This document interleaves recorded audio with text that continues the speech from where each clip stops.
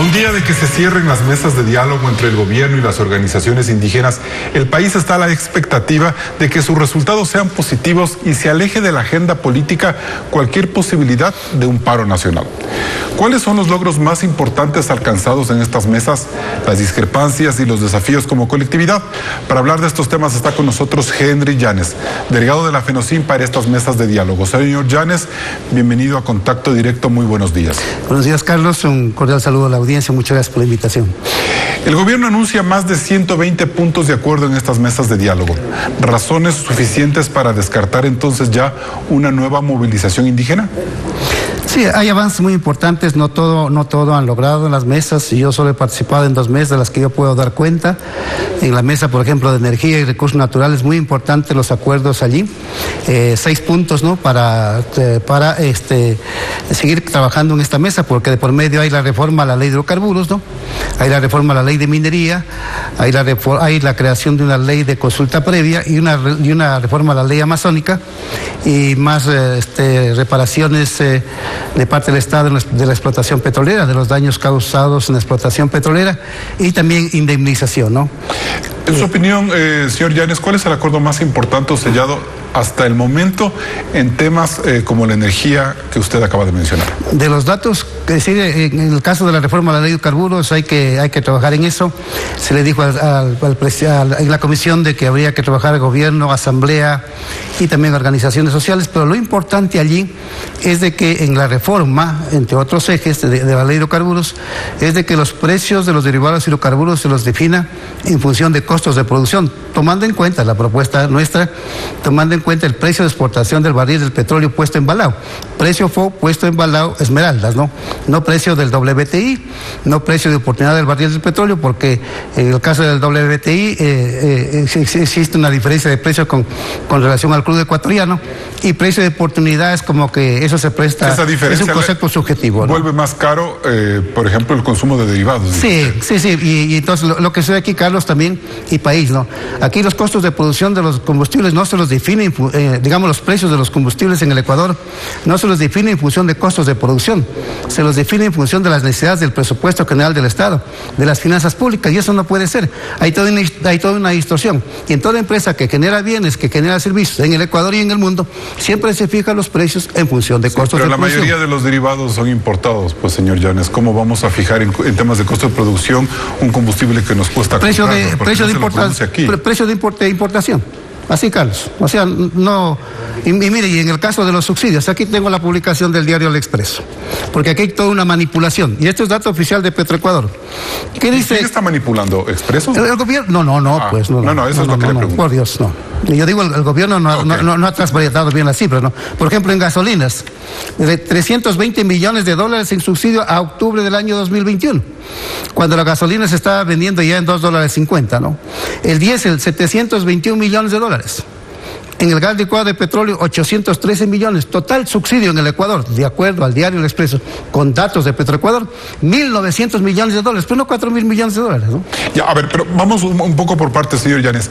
Con lo que usted está mencionando, con esta posibilidad de acuerdo en que el precio de los hidrocarburos, me corrige si digo mal, se fijará en función de los costos de producción, sí. ¿Este es un tema que ya definió el gobierno o está todavía en análisis? No, esa es la propuesta Es la propuesta de ustedes. Sí, ya, para lo que hay que reformar la ley de hidrocarburos. Eso significaría, por otro lado, que a más de esta propuesta que ustedes hacen, ¿sería el mecanismo de focalización de los subsidios? ¿Sería eso otra manera de entender el tema de los combustibles, señor Llanes? Digamos, ahí se transparentaría los precios de los combustibles y se toma en cuenta costos. Y entonces, una vez que se define así en la ley, se sabrá, ¿hay o no hay subsidio? Porque de acuerdo a la publicación de Diario Expreso, por ejemplo, a octubre del año 2021, en el caso de la gasolina extra, ya no había subsidio. En el caso de la gasolina Ecopaís había un subsidio de 13 centavos. En el caso del diésel 2 había un subsidio de 58 centavos. En el caso del diésel premio había un subsidio de 65 centavos. De estos que son los productos masivos que se consumen en el país. De manera que, y tomando en cuenta que el precio del barril del petróleo estaba ya a $80. Y entonces lo que se presta la distorsión a la distorsión en el manejo de los precios de los combustibles es porque los precios de los combustibles los fija el señor presidente de la República, de acuerdo al artículo 72 de la ley de hidrocarburos, en función de las necesidades del presupuesto y no en función de costos. Entonces ahí viene el problema. Y lo segundo... Llanes, el presupuesto tiene que tener un financiamiento, y me parece a mí que para financiar un presupuesto que se va mucho al gasto social, tienes que financiarlo con el combustible. No entiendo por qué tiene que ser el precio de costo el más conveniente. Ahí explíqueme, por favor. En economía, en cualquier facultad, no se diga en la profesión de economía. Saben los economistas que tienen que fijar precios en función de costos, porque el otro es especular. Y el otro es caer en aspectos subjetivos, que de esa manera no se puede manejar la economía y los precios. Entonces aquí lo que decimos nosotros, muy bien, de reformarse la ley de hidrocarburos y en función de la ley habrá que hacer esto. Caso contrario, van a seguir produciéndose la distorsión. Y el otro problema grave del Ecuador es de que no se cumplió la ley de hidrocarburos. Yo trabajé 22 años en el sector petrolero. Se incumplió el artículo 5 de la ley de hidrocarburos en no procesar la mayor parte del petróleo que se explota en la Amazonía. Y entonces, ¿qué sucede? Que se vende el crudo con altos castigos, o 4, 5, 6 dólares, la exportación del crudo cada barril, y se importan 4.000, 5.000, 6.000 millones de dólares. De manera que esta manera de manejar la política petrolera hizo que la política petrolera se la maneje en función de las importaciones y exportadores y no en función de los intereses del país. Señor Llanes, de lo que tengo entendido, al menos el 30% de los combustibles que se consumen en el país son los que apenas se producen en el país. Con la fórmula que usted plantea, sí es posible mantener precios más transparentes, como usted señala, incluso con el 70% de combustibles que se exporta para el consumo general de la sociedad. Carlos, le doy los datos. Les doy datos precisos producto de mis investigaciones y mi estudio. En gasolina se importa el 60%, es verdad. En diésel se importa el 75%. Y en GLP se importa el 88% para atender la... Pero esto no es culpa del Ecuador. Esto es culpa de los que gobernaron el país. De acuerdo. Pero en función de esos porcentajes, ¿cómo podemos nosotros fijar precios de combustibles o precios de costo cuando solo tenemos el 30% de los derivados para consumo? Es decir, tenemos que también presupuestar ese 65% en promedio de combustible que nos llega de afuera. Ahí es donde yo no entiendo dónde usted puede actualizar un precio de costo. En el Ecuador, si usted entra, Carlos, a las cuentas del Banco Central, al boletín de estadísticas del Banco Central, y compare lo que invierte el Ecuador en la importación de combustibles, ¿ya? Versus la venta de los combustibles importados en el Ecuador. ¿Cuánto recupera? De ley hay una pérdida, porque eso es real. Pero claro, porque ahí se el subsidio. Pero si usted en cambio compara en una tercera columna el costo del precio de las importaciones de los derivados y carburos, el Ecuador exporta más del 50% de fuel oil. Claro que importa diésel, lo mezcla, transforma en fuel oil y lo exportan. Y entonces con esas tres columnas usted suma y resta, de acuerdo a los datos que ha dado David Almeida en este canal, y que eso es verdad lo que dice David Almeida. Políticamente correcto. Sí, que no hay subsidio, Pero en precios unitarios a mí me gusta ser transparente con mis cosas, ¿no? Ser honesto. Pero si yo comparo precios individuales del galón de diésel, que el importado con lo que se vende en el país, si hay subsidio. ¿Cómo decir lo contrario?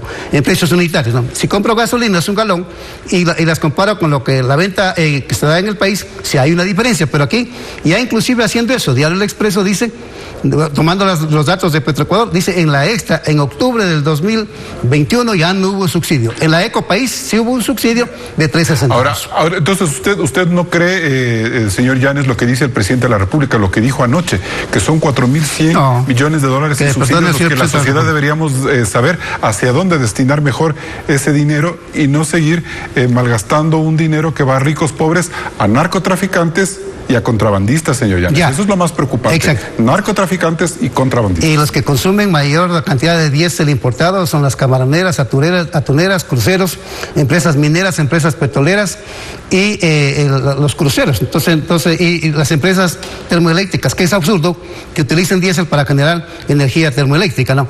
Entonces ellos son los que consumen más diésel. Entonces en la reunión se ha dicho muy bien. Entonces que paguen precios reales los camaroneros, que paguen precios reales los atuneros y todos los otros sectores que menciono. Y el gobierno dice no.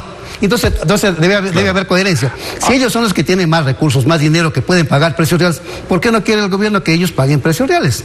Entonces, no, es que le afecta a las divisas, afecta al empleo.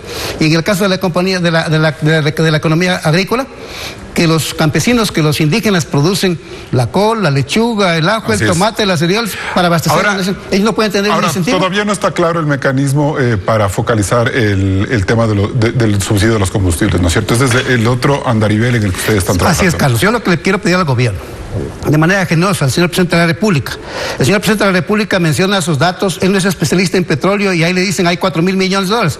Pero el señor presidente, póngalo al gerente del Banco Central, a las autoridades de Petroecuador, de hidrocarburos y al señor gerente de Economía y Finanzas, a ver, detálleme cómo está esto de los subsidios. Póngales que desplieguen un PowerPoint. Y entonces, ¿qué sucede? Lo que debemos hacer, y le digo al señor presidente de la República, miren, en los diálogos yo he estado en este tipo de cosas. Cuando uno dialoga racionalmente, cuando uno pone las cosas sobre la mesa, si hay manera es el último día, porque vamos a cerrar el acta en la conferencia episcopal, pero si hay manera de dialogar y ponerse de acuerdo, de la forma como elaborar un cronograma, por ejemplo, para camaroneros, atuneros, a través de un cronograma de ajustes, ir incrementando el precio del diésel. Pero entonces, no está claro si el subsidio va a ser para el sector productivo o para los sectores más pobres. Eso todavía no está definido, señor Llanes.